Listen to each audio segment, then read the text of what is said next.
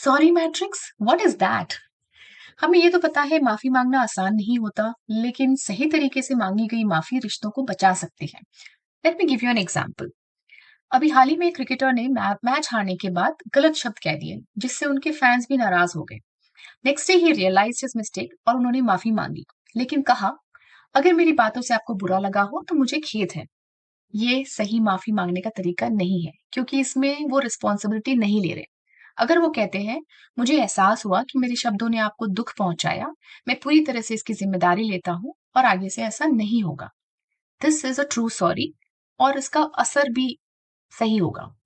Sorry matrix के 5 golden rules हैं। First, आई का सही इस्तेमाल करना। तुम्हें बुरा लगा, सॉरी। तुम गुस्से में हो, सॉरी। नो, मैंने तुम्हारी भावनाओं को ठेस पहुंचाई, मुझे माफ करना। सेकंड, सफाई मत दें, सिर्फ जिम्मेदारी लें। पर मेरी गलती नहीं थी, अरे ये ऐसा हो गया क्योंकि ऐसा था। नो, मुझे अपनी गलती का एहसास है, मैं इसे सुधारूंगा। थर्ड रूल इज, लेकिन को छोड़ दें। But because you did this, but you made me do, sorry लेकिन मेरी नीयत गलत नहीं थी। नो, आप कह सकते हैं, मुझे खेद है कि मेरी बातों से तुम्हें बुरा लगा। फोर्थ, माफी मांगकर फौरन माफी मत मांगो। What does that mean?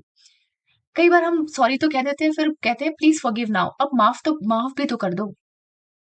आप कह सकते हो, मैं चाहता हूं कि मैं अपनी गलती सुधारूं, तुम्हारा भरोसा दोबारा जीत सकूं। फिफ्थ, सुधार करें, वरना माफी बेकार है। माफी मांगने का असली मतलब तो यही है ना कि आप गलती दोहराए नहीं। So this is what sorry matrix is.